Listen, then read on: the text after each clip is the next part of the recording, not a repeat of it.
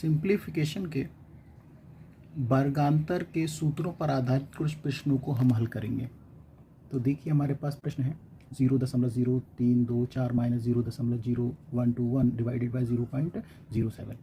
तो इसको हम एक फार्मूला बनाना चाहते हैं। तो इसके लिए हम क्या करें, ध्यान से देखिएगा, 0 का 0 लिखें, पॉइंट के बाद एक 0 हो तो हम इसको लिख सकते हैं 0, और अपन को वर्ग याद होना चाहिए। 324 किसका वर्ग है, 18 का, और इस पूरे का होल स्क्वायर माइनस 0.0 121 इसका वर्ग है 11 का, ये देखिए, और नीचे जो चल रहा है वो कितना चल रहा है 0.07।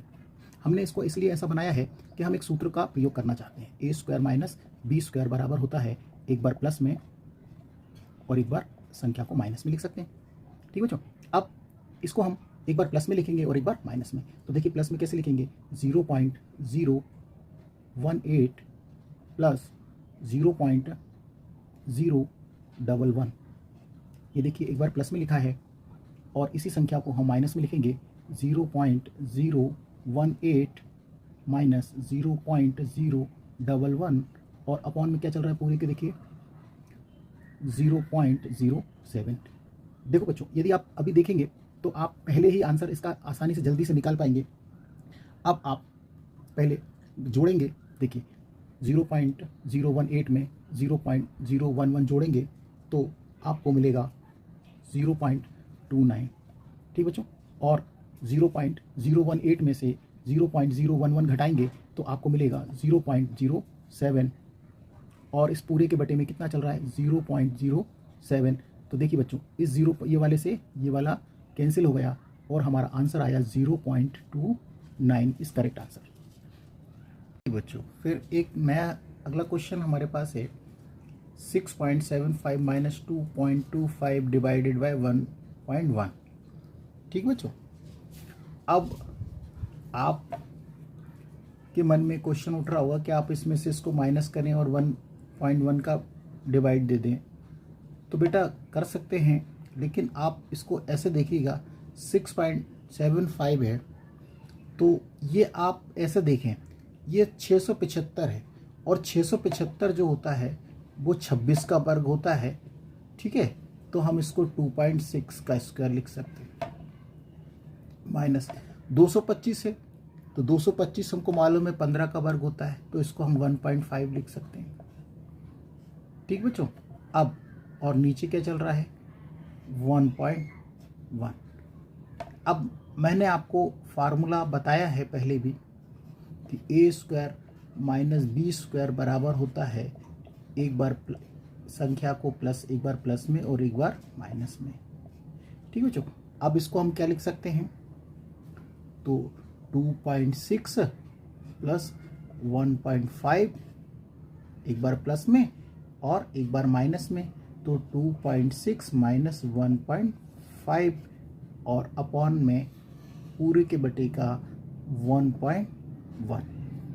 अब बच्चों देखिए, यदि हम 2.6 में 1.5 जोड़ते हैं, ठीक है बच्चों, तो हमको क्या मिलेगा 4.1। ठीक बच्चों, गुणा, अब 2.6 में से 1.5 घटाते हैं तो हमको प्राप्त होता है 1.1, और इस पूरे के बटे में क्या चल रहा है 1.1, तो 1.1 से 1.1 कट गया, तो क्या बचा हमारे पास 4.1। यही हमारा आंसर है। अगला प्रश्न हमारे पास है 0.0064 माइनस 0.0016 डिवाइड बाय 0.08 माइनस 0.04। ठीक बच्चों, तो देखिए ये भी सिंपल है।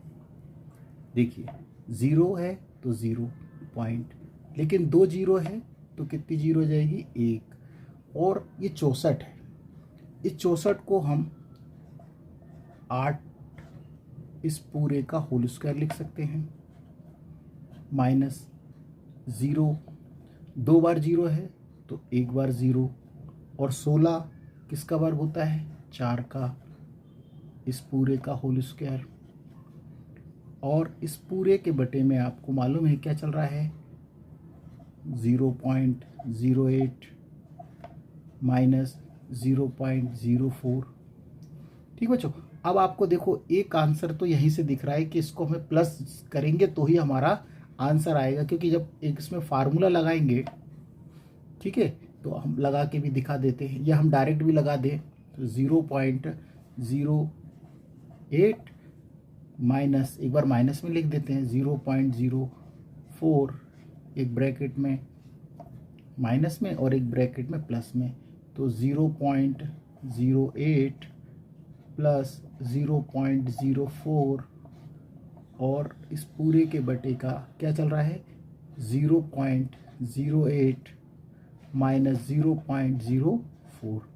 देखो बच्चों, अब ये वाले माइनस वाले से ये वाला माइनस कट गया, तो सिर्फ केवल आपको जोड़ना ही है।